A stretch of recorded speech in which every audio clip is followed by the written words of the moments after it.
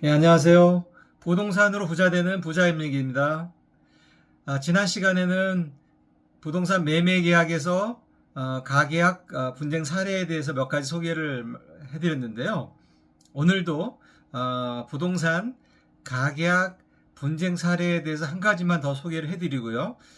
부동산 가계약 분쟁을 예방을 할 수 있는 핵심 팁 몇 가지를 소개해드리고자 합니다. 먼저 부동산 제3자 간섭으로 인해서 부동산에 분쟁이 생긴 사례인데요. 가족 간의 문제로 인한 분쟁 사례입니다. 어, 매수인인 정 씨는 매도인 이 씨와 아파트 가계약을 체결하고 계약금 1,500만 원을 지급을 합니다. 그런데 계약 체결 이후에 매수인인 정 씨의 가족이 이 계약을 반대하면서 정 씨는 계약 파기를 원하게 됩니다.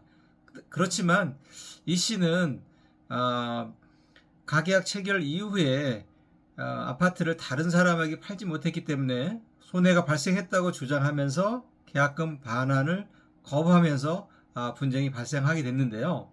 분쟁의 원인은 매수인 가족과 계약 체결 이전에 충분한 협의나 상의를 하지 않은 상태로 계약을 하다 보니까 계약 체결 이후에 가족이라는 제3자 간섭으로 인해서 매수인이었던 정 씨가 계약을 파기하고자 했던 거고요. 매도인인 이 씨는 당연히 이에 대한 거부를 하면서 매매 계약 해제에 대한 손해를 입었다라고 주장하면서 분쟁이 발생하게 된 것입니다. 분쟁의 결과는 법원에서 가려졌는데요. 법원은 매수인인 정 씨의 손을 들어주지 않았습니다. 법원은 가족이라 할지라도 제3자의 간섭이 계약 파기 원인이 될 수 없다고 적시를 하고 매도인인 이 씨가 계약금인 1,500만 원을 반환할 필요가 없다라고 판결을 하게 됩니다. 계약 체결 전에 가족 구성원이나 관련 제3자하고도 충분히 상의를 하고 계약 여부를 결정했다면 분쟁이 생기지 않았을 그런 계약인데 이런 부분들에서 미흡한 부분들이 있어서 분쟁이 발생하게 되었고 안타깝게도 매수인 입장에서는 1,500만 원이라는 큰 돈을 손해를 입게 되는 결과가 발생하였습니다. 이렇게 해서 가계약에서 발생하는 분쟁 사례 세 가지를 모두 설명을 드렸는데요. 가계약과 관련해서 조심해야 할 부분을 정리를 해보았습니다.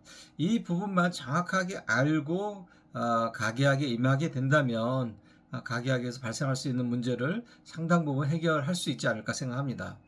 첫 번째로 계약서 작성 시에 명확하고 구체적인 조건을 기재해야 합니다. 두 번째로는 계약금의 반환 조건을 명시를 해야 됩니다.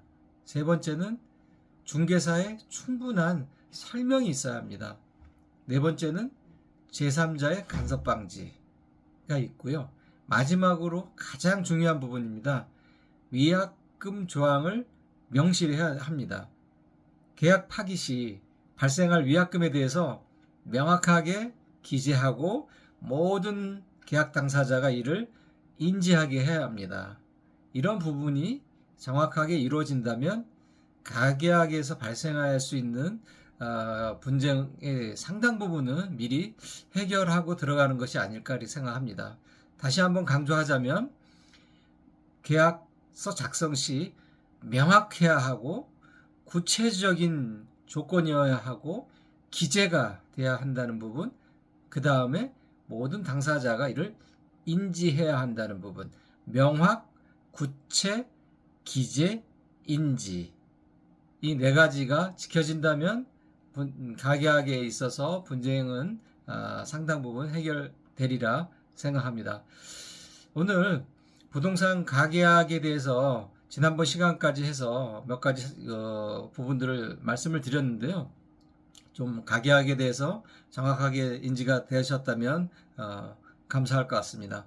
부동산 거래라는 게 인생에 있어서 몇 번 안 되는 굉장히 중요한 순간이지 않습니까? 오늘 이렇게 말씀드린 그 사례들과 예방법을 잘 기억해 두신다면은 부동산 거래할 때 큰 도움을 받지 않을까 생각합니다. 항상 신중하고 또 준비하면서 문제를 미리 예방하는 것이 가장 중요할 것 같습니다.